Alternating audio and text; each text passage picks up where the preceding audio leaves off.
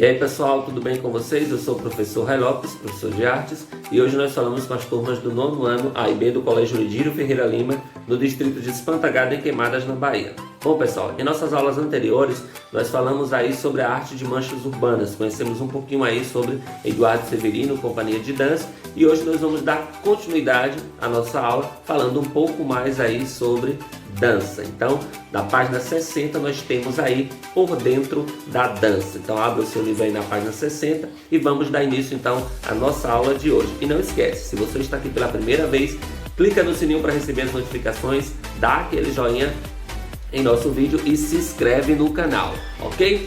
Vamos lá pessoal. Bom, a gente vai falar um pouco hoje então sobre a dança, certo? Nas aulas anteriores nós já falamos e comentamos aí um pouco sobre a intervenção de manchas urbanas, né? Nós conhecemos um pouco aí do trabalho da Eduardo Severino, companhia de dança, e hoje nós vamos entender um pouco mais sobre a dança contemporânea, né? A chamada dança moderna, aquela que não é uma dança marcada por passos e ritmos simples, né? Como a gente vê, por exemplo, no forró, no funk, no rock, outras danças. Nós vamos entender a teoria da dança, certo? E para criar uma dança, uma coreografia, por exemplo, como a intervenção de manchas urbanas, é preciso conhecer com profundidade o corpo humano e os seus movimentos. E aí hoje, na aula de hoje, nós vamos estudar um pouco sobre essa teoria, né, criada pelo húngaro Rodolfo Laban, né, sobre o movimento corporal e aprender como o movimento ele é estruturado. Né? Vários artistas eles estudaram como o corpo humano gera esse tipo de movimento, né, e como a dança vira arte a partir desses movimentos. Então alguns artistas eles ligaram a arte à geometria, à matemática, e um desses artistas foi Rodolfo Laban. Ele criou, ele achou na verdade interessante a coreografia das manchas urbanas, mas a partir também da observação ele fez vários estudos sobre o movimento corporal. Né? Rodolfo Laban ele foi bailarino, coreógrafo, arquiteto e estudioso do movimento humano, e ao longo da sua vida ele dedicou a sistematizar a linguagem, a fazer um estudo da linguagem da dança, pensando no desenvolvimento global das pessoas, o que levou ele a elaborar a chamada de coreologia, que é uma espécie de gramática do movimento humano, ou seja, um estudo do movimento humano, do movimento do corpo humano. Em suas observações, Laban notou que quando nós movimentamos, cada parte do corpo também se movimenta como se fosse uma orquestra, em que cada instrumento tem o seu papel. Sendo assim, o movimento de uma parte do corpo ele sempre deve ser entendido com sua relação com o todo. Ou seja, assim como nós temos as notas musicais para compor uma música, por exemplo, o corpo humano ele trabalha dessa mesma forma, né? Ele tem toda essa estrutura. Uma parte, um movimento do corpo, ele vai depender de uma outra estrutura. Então, qualquer movimento que eu estou fazendo, que eu faça, exemplo, se eu estiver movimentando as minhas mãos, o corpo ele está o meu corpo ele vai estar trabalhando para isso. Né? O restante do meu corpo também está se movimentando, mesmo que seja apenas um movimento das mãos. Esse movimento das mãos ele está relacionado com toda a minha estrutura, certo? Então Rodolfo Laban também chamou a atenção para aquilo que ele denominou de princípio da sequência, ou seja, segundo a qual cada movimento que nós fazemos ele irradia um centro de gravidade do corpo, né? Que seria para Rodolfo Laban essa região do quadril, né? A região do quadril aí da pelvis, né? E tem de retornar a esse princípio de gravidade, certo? O que ocorre porque sempre nós buscamos de certa forma um equilíbrio. Qualquer movimento que eu faça eu vou voltar para o princípio da sequência, né? Que seria essa região aí do quadril. Então qualquer movimento que nós fazemos, movimentando a região pélvica, movimentando a região do quadril, aí é o que ele chama então de princípio da sequência. Eu faço todos os movimentos, mas eu volto para o centro, para uma posição central, como se fosse o centro de gravidade do nosso corpo. E para ele o centro de gravidade do nosso corpo é o quadril. né? O movimento, por exemplo, dos dançarinos, o movimento de dança, de toda essa estrutura que eles fazem quando estão dançando. Muitas vezes a gente observa uma dança, a gente tem aí, por exemplo, na Globo tem o quadro aí, Dança dos Famosos, e a gente vê cada passo de dança que eles fazem, cada movimento corporal que eles fazem. Os homens jogam as mulheres para cima e volta tudo e volta para aquele movimento inicial novamente. E a gente para pensar como é que eles conseguem fazer todo aquele movimento. Isso só é possível porque os dançarinos, eles trabalham esse princípio da sequência, esse equilíbrio corporal, esse centro de gravidade. Então é comum que os dançarinos profissionais, eles tenham todo esse equilíbrio, porque eles trabalham essa região que Rodolfo Laban chama de princípio da sequência. É essa região central do corpo, seria essa região do quadril. Então todo movimento que a gente realiza volta para a sua sequência inicial, para a sua posição inicial. E aí, segundo os estudos de Laban, quando nos movimentamos, nós criamos formas com o nosso corpo, né? Que se movimenta constantemente. Então, o nosso corpo está criando formas ao se movimentar. Conforme a parte do corpo que mexemos e o ritmo que nós impomos aos movimentos, nós estamos criando algumas formas. E aí ele identifica essas formas como se fossem formas geométricas, né? Tendo em vista esses movimentos geométricos que compõem, parecendo aí formas geométricas, ele identifica então que o nosso corpo produz movimentos semelhantes a figuras geométricas, como essas que vocês observam aí. Nós temos aí o teteândreto, né, que é como se fosse essa pirâmide. Nós temos o cubo, nós temos o octeandro, nós temos o icoceandro e nós temos o dodequeandro, né? Então essas figuras geométricas aí representam para Rodolfo Laban os movimentos corporais. O nosso corpo consegue fazer movimentos corporais parecidos com as figuras, as formas geométricas.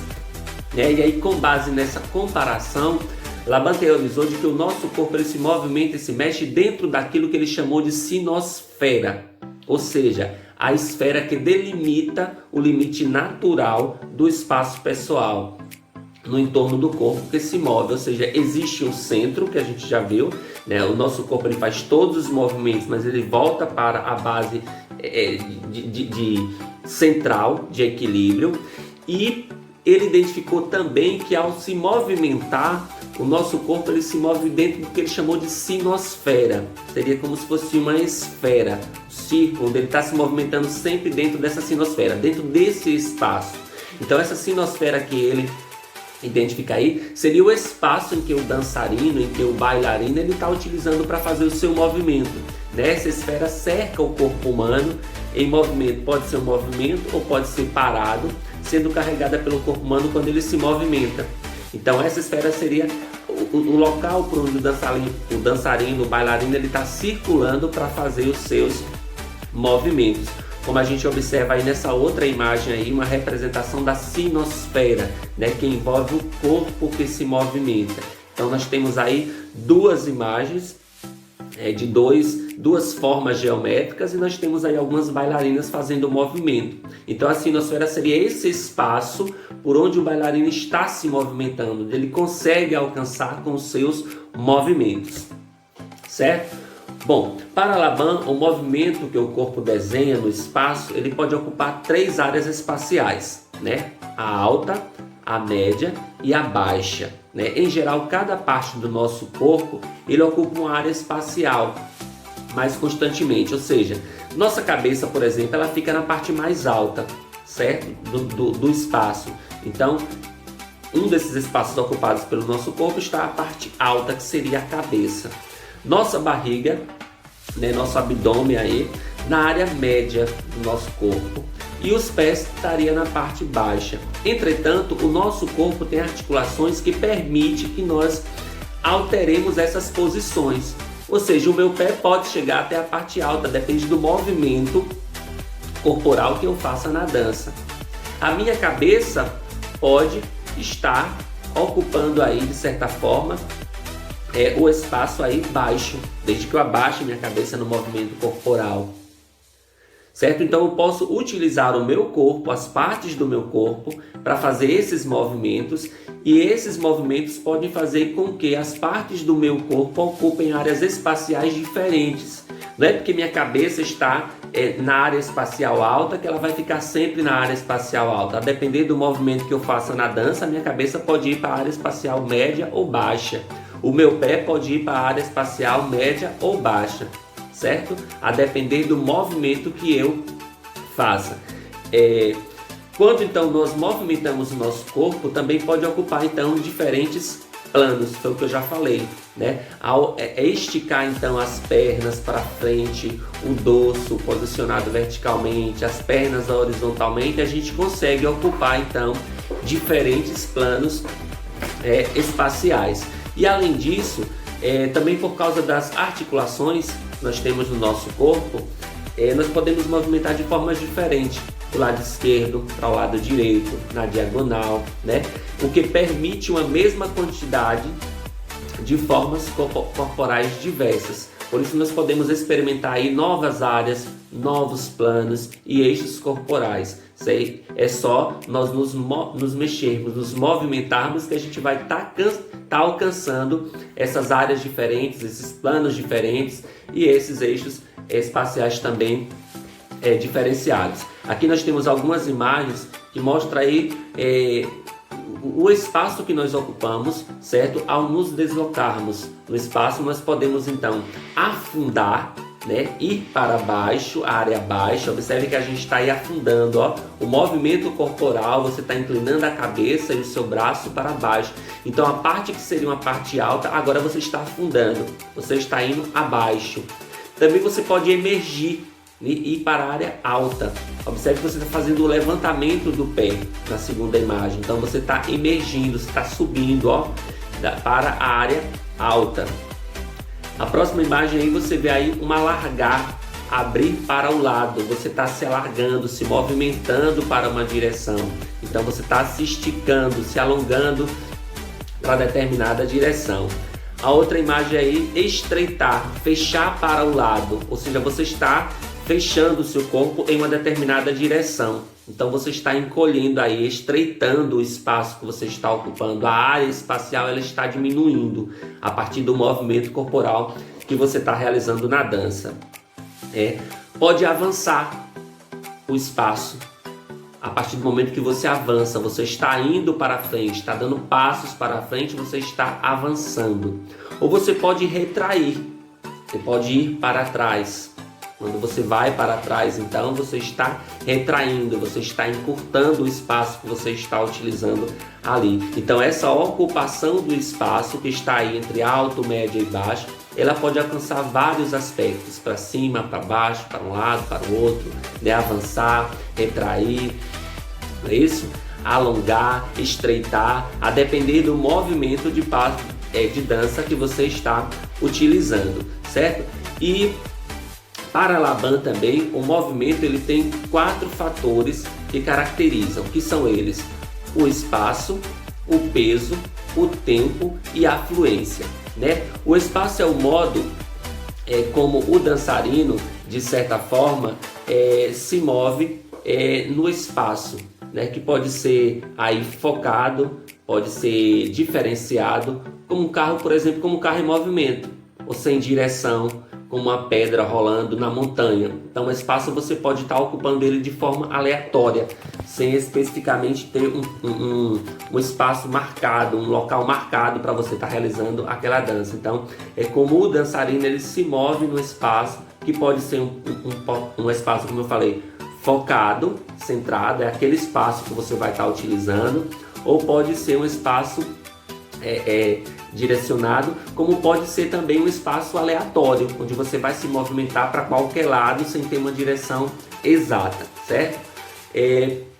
Um outro fator seria o peso, né? O peso do movimento usado pelo dançarino, né? Que pode ser pesado, né? Para baixo, com os passos como se fossem passos de elefante, passos firmes, ou pode ser passos leves, delicados, como passos de uma formiga, como a gente vê, por exemplo, as bailarinas quando realizam o balé, elas utilizam o quê? Passos leves e delicados, certo? Outro fator seria o tempo, né? O movimento de um dançarino, ele pode ser um movimento rápido, pode ser um movimento agitado, né? Como as asas de um pássaro, ou pode ser um movimento lento, um movimento devagar, né? Como o caminhar de uma tartaruga.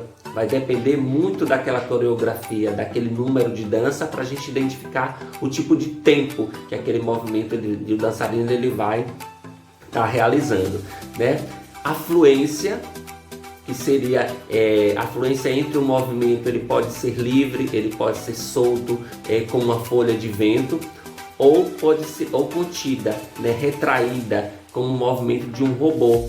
Então eu posso estar me movimentando de forma bem lenta, ou posso estar me movimentando de forma retraída, né? Aparentemente como se eu fosse um robô, movimentos controlados bem lentamente, né? Padronizados, seria essa fluência do movimento, certo? Bom, então a combinação dos fatores do movimento, eles podem produzir 8 movimentos básicos, que são realizados aí com todo o corpo, em apenas algumas partes com todo o corpo, ou apenas com algumas partes do nosso corpo. E aí nós vamos ver aí algumas imagens também que representam aí a combinação desses fatores em movimentos.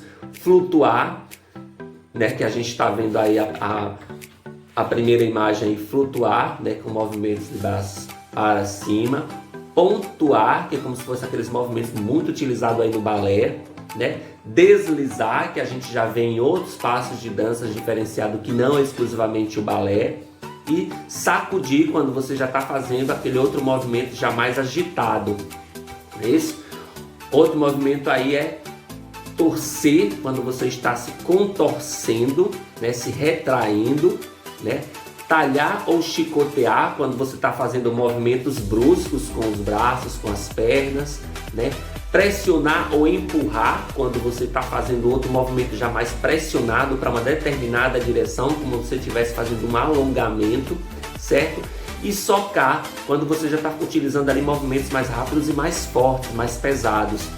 Então, todos esses fatores aí, eles podem trazer movimentos diferenciados. Nós temos aí 8 movimentos que podem ser trazidos a partir então desses movimentos, desses fatores aí, de certa forma, do movimento, aí do espaço, do peso, do tempo ou da fluência. A gente pode conseguir aí 8 movimentos.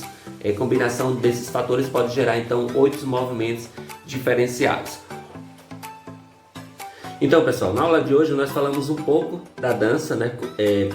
Falamos um pouco aí sobre a teoria criada pelo húngaro Rodolfo Laban, né? Sobre o movimento corporal, e aprendemos um pouco aí como o movimento ele é estruturado, né? Nós vimos que, segundo Rodolfo Laban, o nosso corpo ele se movimenta, e ao se movimentar nós criamos algumas formas semelhantes às formas geométricas. E a nossa atividade de hoje é a seguinte: eu vou deixar para vocês aí a proposta para que vocês reproduzam uma das figuras geométricas aí apresentadas por Rodolfo Laban, como sendo aquelas figuras geométricas que se assemelham aos movimentos corporais, ou ao inverso, né? Aqui os movimentos corporais se assemelham, e vocês reproduzam essas figuras geométricas, como essas que vocês estão vendo aqui no exemplo. Não exatamente essas figuras, vocês podem escolher a figura geométrica que vocês quiserem.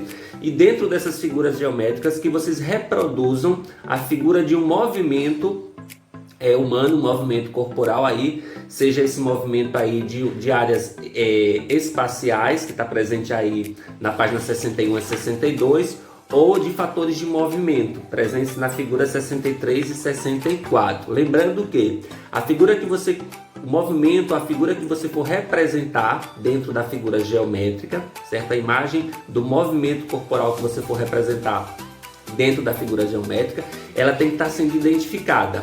Se ela faz parte ali de uma área espacial, que área espacial é essa? Se é o movimento de afundar, se é de emergir, se é de alargar, se é de estreitar, se é de avançar, se é de retrair, se for um movimento de fatores fatores de movimento, você vai identificar se está torcendo, se está chicoteando, se está pressionando, se está empurrando, se está socando, se que tipo de movimento é aquele, baseado nessas imagens que vocês têm da página 61 até a página 64. Então essa é a nossa atividade de hoje, reproduzir uma das figuras geométricas e dentro da figura geométrica você reproduzir um dos movimentos corporais que Rodolfo Laban considera como sendo movimentos semelhantes às figuras geométricas. Então, fiquem com Deus, não esqueçam de realizar essa proposta e entregar dentro do prazo e até o nosso próximo encontro.